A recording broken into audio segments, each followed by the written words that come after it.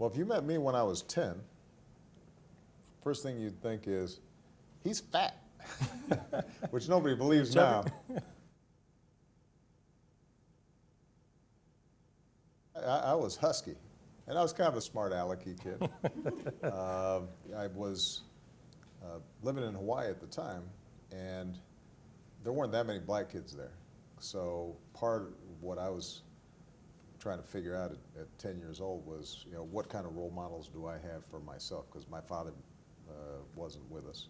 And I think that's probably part of the reason why I became so interested in mentorship programs and also trying to get it right as a dad. Who are your role models? Well, Dr. J had a big poster. He had a big fro and he's coming in.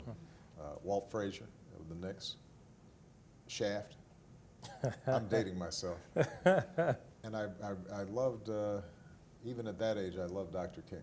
But I can't say at 10 years old I was exceptional. I'll bet you were one of those kids who was like always the best athlete even at 10, and everybody was like, oh, Derek, all the little girls had crushes on you and all that. No. Is that true?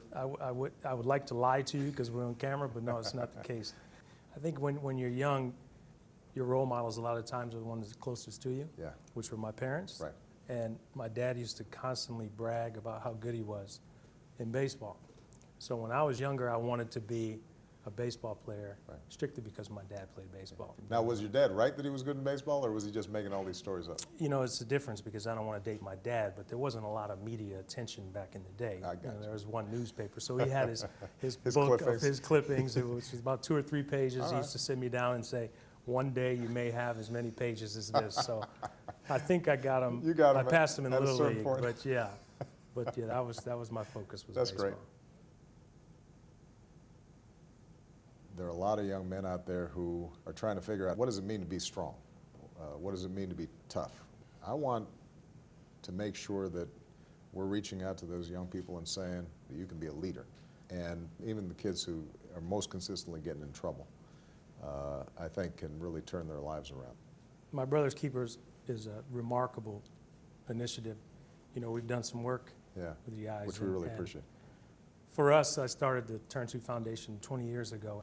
And our mission is to, instill leadership in our kids, academic achievement, positive behavior, healthy lifestyles, social change. Right. I mean, these are things that we feel as though are extremely important to our youth. And thinking about Muhammad Ali, who just passed away. And I'll preface this with there's only one Muhammad Ali. Only one. Regardless of whether it's an athlete, there aren't too many athletes. Jackie Robinson comes to mind, but there aren't too many athletes that did what he did, had the social impact that Muhammad Ali had. There aren't that many people in general. So, everyone can be a leader in their own way. Right. They can have an impact in their own way. They can be their own person. Right. And, the kids are our future. When I talk to young kids and they ask me for advice, I say, find what you're passionate about and then just work your tail off. And success will come out of you putting your all into that passion. Right. Being interested and engaged in life is the single most important pathway to success. At 15 years old, I would probably just tell myself, continue to work, because I think when you're younger, you have this big dream, right?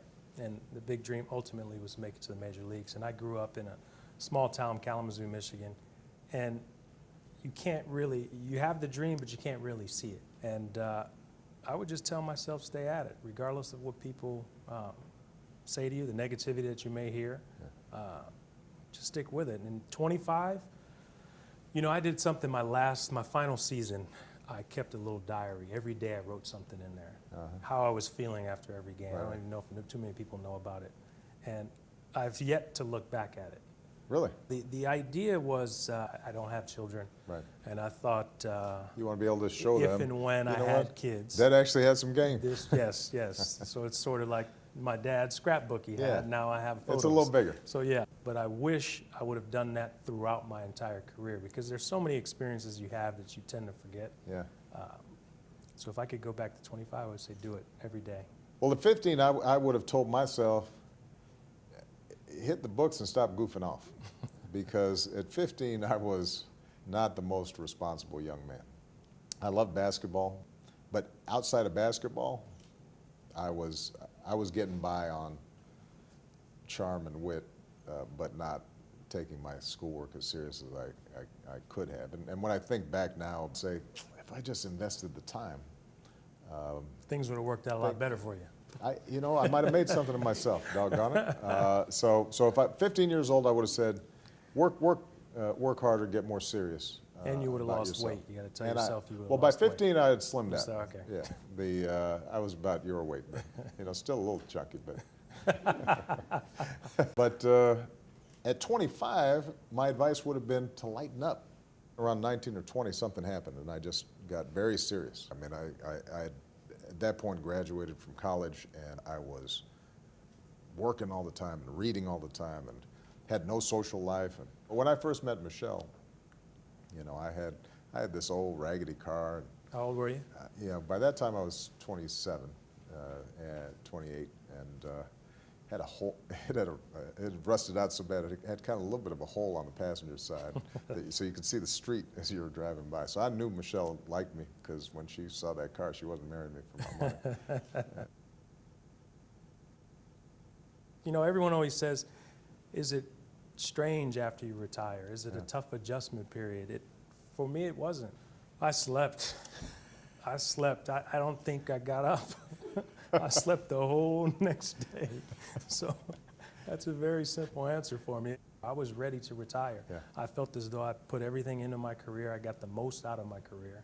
And I was excited about new things to come. But that initial day, you're going to sleep a lot. Listen, you're pitching and I'm catching, man, because that is my intention as well. I'm going to catch up on some sleep. Me retiring and you retiring are two completely different things. No, but so Derek, you are somebody who now has some experience in hanging up the cleats here, and I'm about to retire. I'm not quite as young as you, but still relatively young. Thank you. Can you repeat that? Because when you're in I'm sports, not they quite- say you're old at 30. So thank you. I appreciate that. Well, I mean, for a baseball player, you were old, man. I mean, let's face it. I mean, come on, man.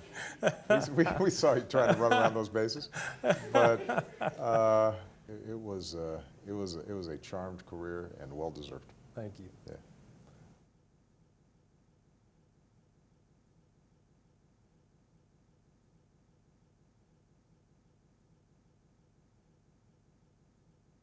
Hold on a second.